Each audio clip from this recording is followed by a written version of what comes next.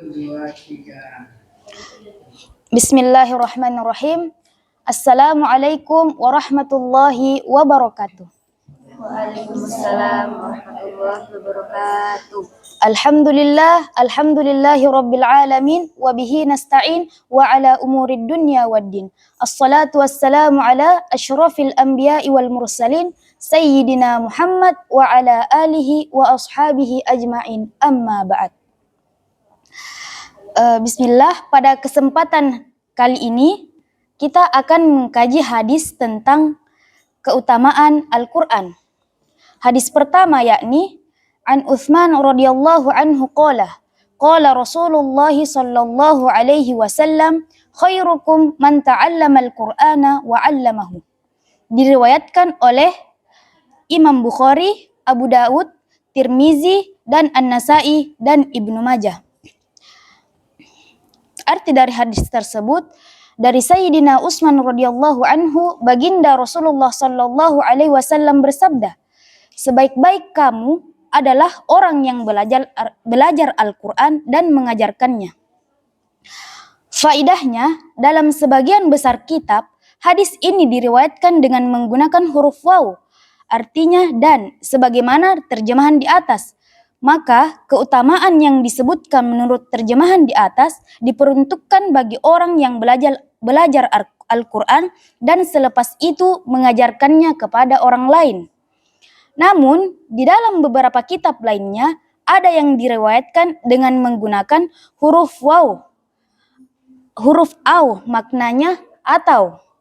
Sehingga apabila diterjemahkan akan memiliki arti yang terbaik adalah yang belajar Al-Quran atau yang mengajarkan Al-Quran.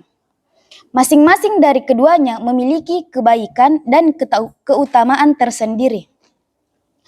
Al-Quran adalah inti agama. Menjaga dan menyebarkannya berarti menegakkan agama. Sehingga sangat jelas keutamaan mempelajari dan mengajarkannya, meskipun bentuknya berbeda-beda. Derajat yang paling sempurna adalah mempelajari maksud dan kandungannya. Derajat yang terendah adalah hanya mempelajari bacaannya saja.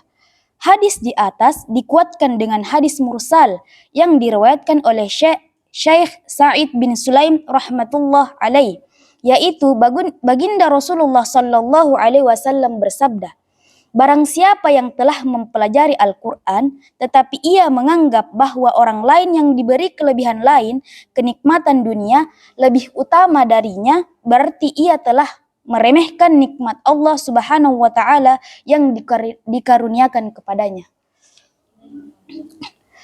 Sebagaimana akan diterangkan dalam hadis-hadis selanjutnya, Al-Quran itu lebih tinggi daripada kalam lainnya. Tentu membaca dan mengajarkannya itu lebih utama daripada segalanya. Disebutkan di dalam hadis lainnya oleh Mulla Ali Qari rahmatullah alaih, barang siapa yang mempelajari Al-Quran, maka ia telah menyimpan ilmu kenabian di dalam kepalanya. Sahal Tusri rahmatullah alaih berkata, tanda-tanda cinta kepada Allah Subhanahu wa taala adalah tertanamnya rasa cinta terhadap Al-Quran di dalam hati. Diterangkan dalam syarah Al-Ihya bahwa di antara golongan orang yang mendapatkan naungan arsy ilahi ketika hari kiamat yang penuh ketakutan adalah orang yang mengajarkan Al-Quran kepada anak-anak dan orang yang mempelajari Al-Quran ketika kanak-kanak dan membacanya hingga masa tuanya. Mungkin hadis kedua hadis kedua tentang keutamaan Al-Quran. An Abi Sa'idin radhiyallahu anhu qala Rasulullah sallallahu alaihi wasallam yaqulur Rabbu tabaraka wa ta'ala man syaghalahul Qur'anu an dzikri wa mas'alati a'taituhu afdala ma u'ti sa'ilina wa fadlu kalamillahi ala sa'iril kalami kafadlillahi ala khalqihi. Yang artinya, Dari Sayyidina Abu Sa'id radhiyallahu anhu, baginda Rasulullah sallallahu alaihi wasallam bersabda, Rabb tabaraka wa ta'ala berfirman, barang siapa yang karena kesibukannya membaca Al-Quran tidak punya waktu untuk berzikir dan berdoa kepadaku, niscaya aku beri ia sesuatu yang lebih baik daripada yang aku berikan kepada orang-orang yang berdoa kepadaku. Keutamaan kalamullah terhadap kalam lainnya seperti keutamaan Allah Subhanahu wa taala terhadap seluruh makhluknya. Diriwayatkan oleh Imam At-Tirmizi, Ad-Darimi, Baihaqi dari kitab Asy-Syu'ab. Kandungan dari hadis kedua, yakni seseorang yang sibuk menghafal, mempelajari, atau memahami Al-Quran sehingga tidak sempat berdoa, Allah Subhanahu wa ta'ala akan memberinya sesuatu yang lebih utama daripada yang telah diberikan kepada orang yang berdoa.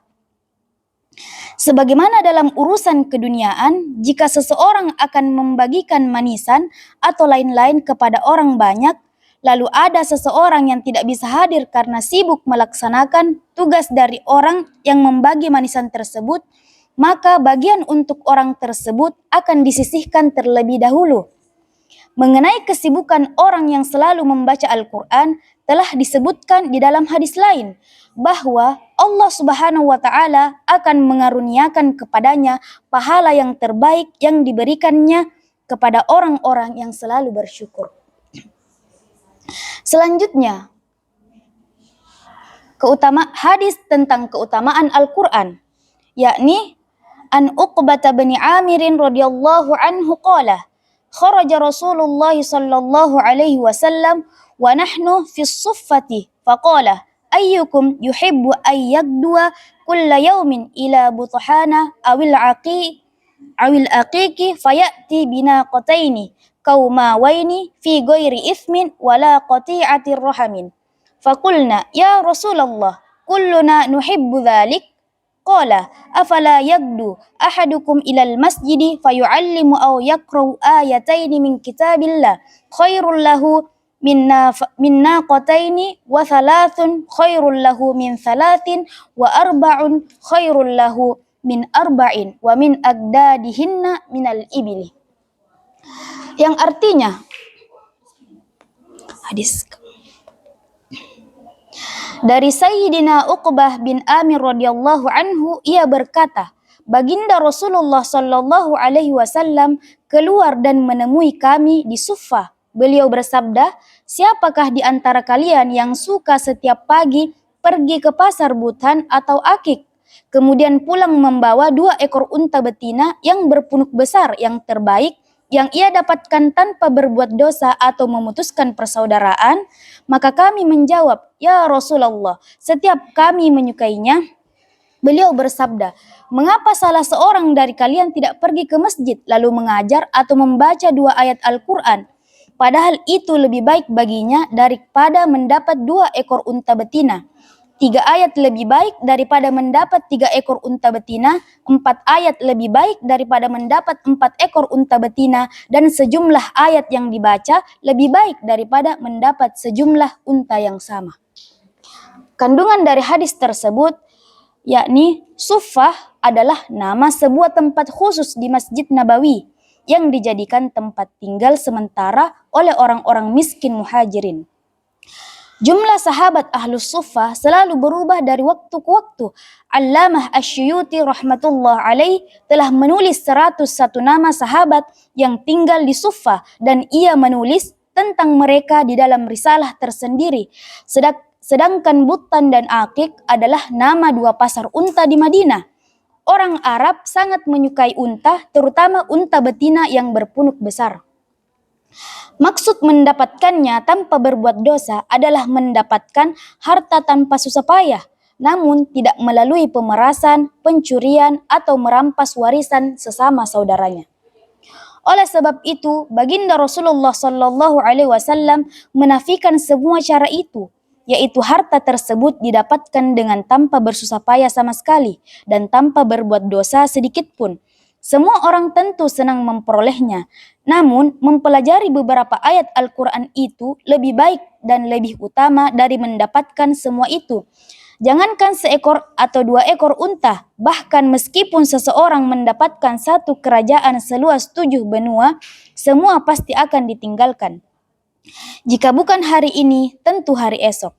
Ketika maut menjemput, pasti semuanya terpaksa harus ditinggalkan. Sebaliknya, pahala membaca satu ayat Al-Quran akan bermanfaat selama-lamanya. Dalam urusan keduniaan, kita dapat menyaksikan seseorang yang diberi uang 1 rupiah akan lebih senang daripada diserahi uang 1.000 rupiah supaya dia simpan. Dan pemiliknya akan mengambil uang itu setelah kedatangannya. Sebab selain beban amanah, dia tidak mendapatkan manfaat apapun dari uang itu. Inti maksud dari hadis di atas mengingatkan kita akan perbandingan sesuatu yang fana dengan sesuatu yang abadi. Ketika seseorang diam atau bergerak, hendaknya selalu berpikir apakah dirinya sedang berbuat sesuatu yang hasilnya sementara dan sia-sia atau sesuatu yang hasilnya kekal dan bermanfaat. Betapa rugi waktu yang nantinya akan menjadi musibah yang abadi. Kalimat terakhir di dalam hadis di atas menyebutkan bahwa sejumlah ayat yang dibaca lebih baik daripada mendapat jumlah unta yang sama. Kalimat itu mengandung 3 maksud sebagai berikut. Yang pertama, baginda Nabi SAW menyebutkan sampai jumlah 4 secara terperinci, adapun selebihnya disebutkan secara garis besar. Maksudnya, semakin banyak ayat dibaca oleh seseorang lebih baik daripada sejumlah unta yang disebutkan. Adapun unta yang dimaksud merupakan jenis unta jantan maupun betina. Keterangan ini adalah untuk jumlah yang lebih dari 4, sebab jumlah sampai 4 telah disebutkan dalam hadis di atas. Kandungan yang kedua, yakni setelah bilangan 4, bilangan-bilangan selanjutnya disebut secara global supaya orang bisa membayangkan jenis unta menurut selera masing-masing. Ada yang menyukai unta betina dan ada yang menyukai unta jantan. Oleh karena itu, makna hadis tersebut adalah jika seseorang menyukai unta betina, maka satu ayat lebih baik daripada unta betina. Jika seseorang menyukai unta jantan, maka satu ayat lebih baik daripada unta jantan. Kandungan yang ketiga, kata-kata di dalam hadis di atas bisa juga bermaksud bahwa satu ayat lebih baik dari sepasang unta, jantan dan betina. Jika dibandingkan dengan maksud keterangan nomor 2, maka bukan saja lebih baik daripada salah satu unta betina atau jantan, tetapi lebih baik daripada keduanya. Jelasnya, membaca satu ayat lebih baik daripada mendapatkan sepasang unta, jantan, dan betina. Begitulah seterusnya, setiap ayat lebih utama daripada sepasang unta. Ayah saya, semoga Allah Subhanahu wa Ta'ala menerangi kuburnya, lebih menyetujui pendapat ini, sebab lebih banyak keutamaannya. Meskipun begitu, tetap tidak dapat disamakan antara membaca satu ayat Al-Quran dengan 1 ekor atau 2 ekor unta. Hal ini sekedar perumpamaan dan contoh. Saya telah menjelaskan sebelumnya bahwa satu ayat Al-Quran akan memperoleh pahala yang kekal dan yang lebih utama, lebih baik daripada kerajaan seluas 7 benua yang fana ini. Mulla Ali Qari rahimahullah alaih menulis tentang seorang syekh yang sedang dalam perjalanan haji. Ketika tiba di Jeddah, ia diminta oleh para pengusaha kaya supaya tinggal lebih lama di tempat mereka, agar dengan keberadaan syekh, harta dan perniagaan mereka mendapat keuntungan yang lebih besar. Demikian pula para khodim syekh juga akan mendapatkan bagian dari keuntungan perniagaan tersebut. Sejak awal syekh menolak tawaran mereka, tetapi ketika mereka mendesak terus, akhirnya syekh berkata, "Berapakah keuntungan tertinggi dari perniagaan kalian?" Jawab mereka, "Keuntungan kami berbeda-beda, namun setidaknya kami bisa mendapatkan keuntungan 2 kali lipat." Kata syekh, Keuntungan kalian sangat sedikit, namun kalian mendapatkannya dengan bersusah payah. Aku tidak menghendaki sesuatu yang sedikit ini, sehingga harus kehilangan solatku di Masjidil Haram yang 1 rakaat pahalanya dilipat gandakan 100.000 kali. Pada hakikatnya, kaum muslimin hendaknya memikirkan betapa mereka telah mengorbankan keuntungan agama demi mendapatkan keuntungan dunia yang sedikit ini.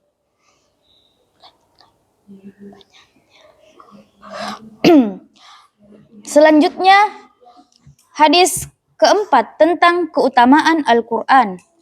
An Aisyah radhiyallahu anha qalat, qala Rasulullah sallallahu alaihi wasallam, al-mahiru bil Qur'ani ma'as safaratil kiramil barrah walladhi yaqra'ul Qur'ana wa yatata'tahu fihi wa huwa alaihi syaqqun lahu ajran. Rawahul Bukhari wa Muslim. Yang artinya dari Sayyidatina Aisyah radhiyallahu anha, baginda Rasulullah sallallahu alaihi wasallam bersabda, orang yang mahir dalam Al-Quran akan bersama para malaikat pencatat yang mulia lagi benar. Orang yang terbata-bata membaca Al-Quran serta bersusah payah membacanya, maka baginya pahala 2 kali. Hadis riwayat Bukhari dan Muslim. Faidahnya, orang yang mahir dalam Al-Quran adalah orang yang hafal Al-Quran dan mahir membacanya. Lalu bagaimana jika ia memahami makna dan maksudnya? Yang dimaksud bersama malaikat adalah sebagaimana para malaikat penukil Al-Quran dari Lauhul Mahfuz. Demikian juga si pembaca Al-Quran adalah penukil Al-Quran melalui bacaannya. Dengan begitu, keduanya memiliki amalan yang sama, yaitu menukil. Juga dapat berarti ia akan bersama para malaikat tersebut pada hari mahsyar nanti. Orang yang terbata-bata membaca Al-Quran akan memperoleh 2 pahala. 1 pahala karena bacaannya dan satunya lagi karena kesabarannya dalam bersusah payah membaca Al-Quran berkali-kali. Tetapi bukan berarti pahalanya akan melebihi pahala orang yang mahir dalam membaca Al-Quran. Orang yang mahir dalam membaca Al-Quran tentu akan memperoleh derajat yang istimewa, yakni bersama para malaikat khusus. Maksud yang sebenarnya, dengan bersusah payah membaca Al-Quran akan menghasilkan pahala tersendiri, sehingga tidak semestinya kita meninggalkan bacaan Al-Quran meskipun menghadapi kesulitan dalam membacanya. Mulla Ali Qari rahmatullah alaih meriwayatkan dari Imam At-Tabrani rahmatullah alaih dan Imam Baihaqi rahmatullah alaih. Barang siapa tidak bisa membaca Al-Quran dengan mudah, namun ia tetap terus membacanya, maka ia akan memperoleh pahala 2 kali lipat. Barang siapa benar-benar ingin menghafal Al-Quran meski tidak mampu, tetapi ia terus berusaha, maka Allah Subhanahu wa Ta'ala akan mengumpulkannya pada hari mahsyar bersama para hafizul Quran. Selanjutnya, hadis yang kelima tentang keutamaan Al-Quran. An Ibnu Umar radhiyallahu anhuma qala,